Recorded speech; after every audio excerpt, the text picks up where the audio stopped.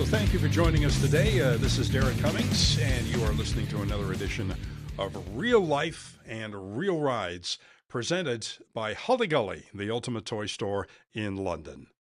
So joining us in the studio today is Jody from Suzuki Canada. I want to welcome you to the program today, Jody. What is your title? What is it that you do with Suzuki Canada, Jody? Right now, I'm National Sales Manager for Canada, so I look after all the motorcycles and ATVs and what's brought into the country from Japan. Awesome. I know you did start off just as our district sales manager here, so you've climbed the corporate ladder over the last little while, as they say. I have. I've been with Hully Gully here quite some time. I've been with Suzuki Canada now for going on to my 14th year. So seen a lot of changes in the industry and a lot of changes at Hully Gully here, and it's definitely one place to visit if you're in London. It's a very impressive store. So what kind of history does Suzuki have in the Canadian market? Suzuki's been in Canada for quite some time now. We used to do cars. That kind of discontinued in 2013, but continue on with the motorcycle ATV as well as the outboard. Had tremendous success and increase in popularity with the outboard, and it's kind of a staple in the household name as far as the Suzuki and the brand and what they have to offer. I know this is kind of a bit of a trivia question for folks listening today. A lot of folks don't know this. Who invented the 4x4? Actually, Suzuki was the first on four wheels. It's kind of a little bit of a tagline that we've kept for years. And we kind of started that trend quite some time ago. And if you're keeping track, it was 1982. Yeah, that's a long time ago. is when that happened. So when you're talking ATVs and you're thinking about, where did the four-wheeler come from, now you know, folks. So when you want a good, reliable machine and a company that stands behind it that's been around for a while, you got to look at Suzuki.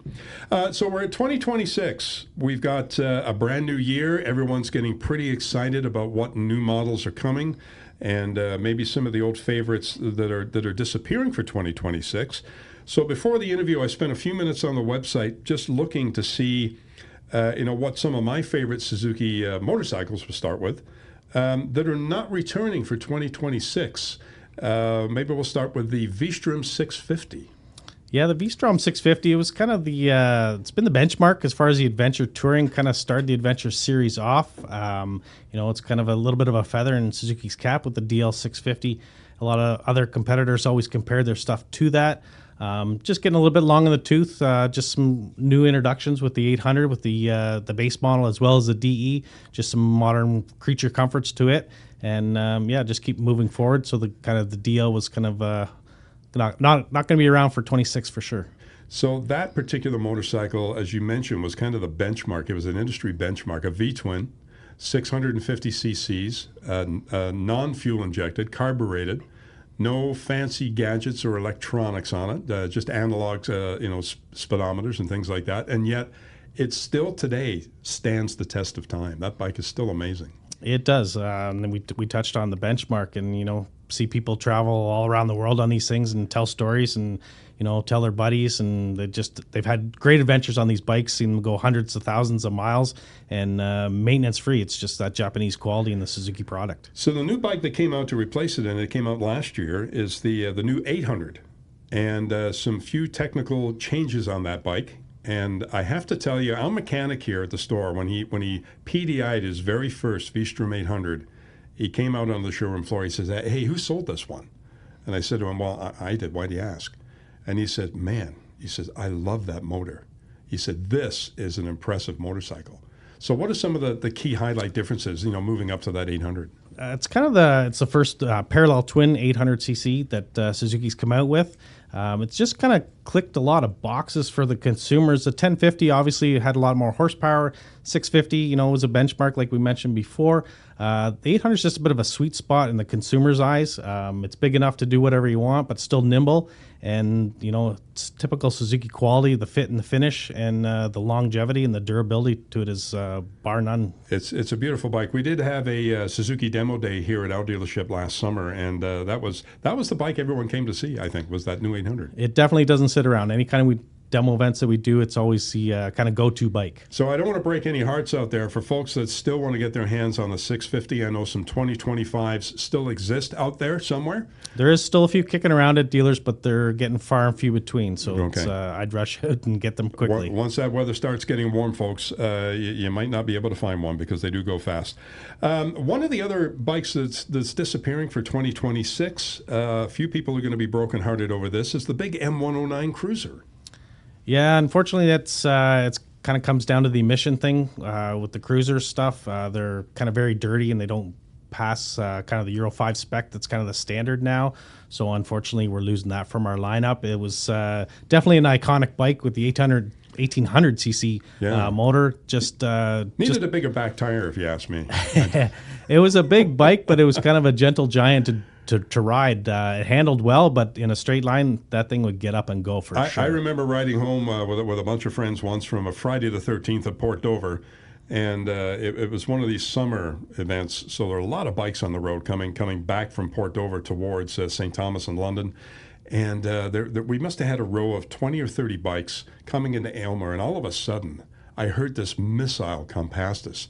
And it was just like, whoosh, and it sounded like a Black Hawk helicopter, and it was some guy on a M109 just letting her go, and I just went, wow, what a bike. But very impressive motorcycle. They are a cool bike to ride for sure. That V-twin grunt of that 1800cc, that thing just had torque like gobs and gobs and pulled like a freight train. So speaking of cruisers, I know Suzuki seemed to be getting away the C50. The VLs? It kind of falls into that same emission standard thing, just not passing current standards now. But you're not the only ones. I mean, if you look at some of the other brands out there, that old traditional style cruiser motorcycle, it's disappearing.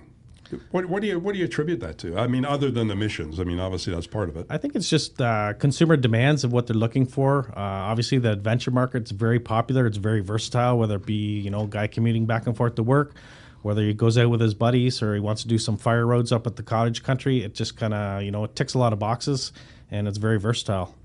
All right, so don't forget to check us out on Facebook and Instagram. Some more great content on there. Like and subscribe if you can. We are talking with Jody from Suzuki Canada here today on Real Life and Real Rides. I'm your host, Eric Cummings.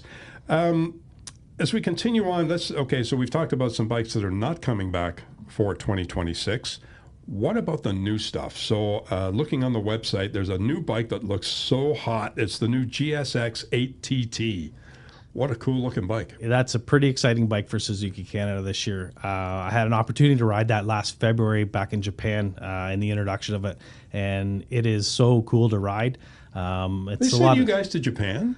Yeah, I was fortunate to go down there and test ride it, so it was kind of neat. Got a chance to ride it actually on the track, which was cool to kind of really put it through its paces and see what it was all about. But the typical Suzuki with the fit and finish, some raised lettering on it, power modes, the V-twin or the parallel twin.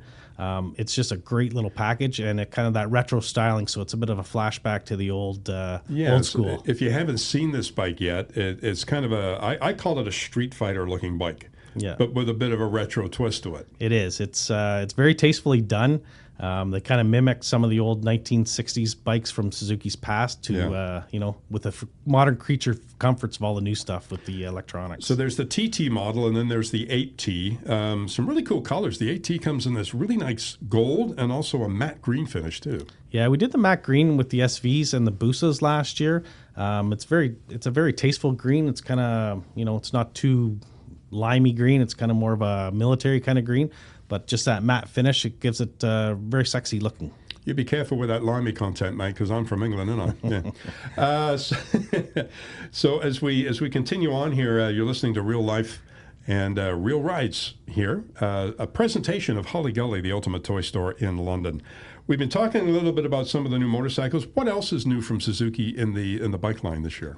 Well, we got it's an exciting year for us. Suzuki in the last couple of years actually had some exciting stuff. Last year we had the 400S and the SM, totally revamped, basically from the foot pegs up to the handle grips. Everything was new with the fuel injection. This year we got the 8T and the TT, kind of a reintroduction with the GSX-R 1000. It's kind of new in Europe. They haven't had it for a few years. A bit of refinement for us. It's going to be a limited quantity in Canada. There's only a select few coming into Canada, so they'll be gobbled up pretty quick. There's some other models in the horizons coming that are pretty exciting for Suzuki. So it's some happening times. I'm looking forward to some more and more weather for sure, and get out there riding. It's going to come every spring. Everybody looks forward to it. We're hoping that groundhog is wrong, and the weather's going to get better sooner. But all right, so we've been talking motorcycles, ATVs, King Quads, 500s, 750s. Not too much has changed for 26. Not a lot of change. Like you mentioned at the top of the show there, Suzuki was the first on four wheels. When people talk about ATVs, they use the word King Quad. It's Suzuki's brand is a King Quad. It's kind of like the Kleenex of the the tissue world, I guess, if you will. So it's nice to be referred to as the king of the quads for sure. I remember a story you told me a number of years ago about a couple of demo bikes that you had, and I think you said your daughter went out for a ride with you, and you had one model year, and you were on the new model year. And that's when Suzuki made some significant changes to their ATV. It was that 2019, 2020, I believe, right around that point. And I think that's where Suzuki really got back in the game when it came to the ATV product line. Now they are somebody asked me, because we do carry some other brands at our dealership, and people ask me, how does it compare? And I'd say, it used to be maybe, Suzuki was always good, always have been. But sometimes the other brand gets recommended more often. But I said, after these changes and after they beefed it up, I said, it's flip a coin. Now it's a solid machine. They beefed up suspension. They beefed up the power. They've done a lot of nice fine tuning to their ATVs. Yeah, it's typical Japanese quality in Suzuki and how they build stuff. The reliability, dependability, durability. It's maybe not the big 1,000cc horsepower, but every time you go to hit that button and start it, it's going to start and get you home. You mentioned my daughter in the story. That was dating ourselves there when we did that. We were talking about that, but just like my daughter back at the time, she was about 17 years old, and I had the old versus the new, and she's been riding for quite some time or whatever, and she could pick out the difference in the old versus the new. So it's great to see that consumers can see that, and it's just it's a staple lineup in the ATV market for sure. And again, another one of benchmark Suzuki products. Fantastic ATVs. Now for the kids, there's a couple of models from Suzuki as well, right? Yeah, we have the LTZ50 and the LTZ90. So it's kind of nice to start the kids out young. Gets them off the TV and the gaming and that kind of stuff. Get them out there in the air, fresh air and stuff like that. Fresh air? Yeah. Oh my goodness, what is that? Introduce them to the world of power sports for sure, and obviously we can grow with them, go on up into the 400s, the 500s, and then up into the 750s as well. Awesome. So, on the marine side, a couple of new things that I've noticed: the new Stealth series of marine motors. What's so hot about those? I see all the new logos on there, and they really look sharp. These new marine boats, new marine motors, I should say. Yeah, I think with the boats and the Stealth line, it's the color, that matte finish is kind of really hit home with a lot of people, and it kind of just complements the boat, almost kind of, molds right into the boat, so it's not an eyesore on the back of being an off color. And Suzuki's one of the only boat manufacturers that builds their entire line, everything from a 2.5 up to a 350. They build it all in-house. They don't share any technology with the motorcycle or ATVs. The marine is specifically marine built, so it's a bit of a feather in their cap for sure. As I mentioned off the top there, the marine business, it's been prospering for the last little while. We do have a full lineup of marine stuff, and there's something for everybody for sure in the marine lineup. One of my techs, I remember last summer, was working on a Suzuki bike in the shop. And the one thing that he came out and he said to me, he said, whatever you do, Derek, he said, make sure that you're selling Suzuki, because they're the only bike out there that's still 100% made in Japan. Is that still true? Yeah, Suzuki takes a lot of pride in their product that they make, and a lot of it's built in-house in Hamamatsu, Japan.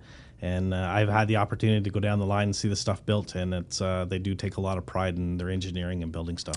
Well, I got to tell you, I'm really looking forward to another great season, another great year. 2026 looks like it's going to be awesome for everybody to get out there either on the roads, out there on the trails on your ATV, or get out there and do some fishing on your boats. It's Jody from Suzuki Canada. Thanks for spending some time with us today. Hey, I appreciate it, Derek, and it's always a pleasure to come down to Holly Gully in London. All right. Well, you've been listening to Real Life and Real Rides. It's a presentation of Holly Gully, the ultimate toy and boat store here in London. And you can check us out at www.hollygully.com or on our YouTube channel and on Instagram as well. So until next time, I'm Derek Cummings. Thanks for listening.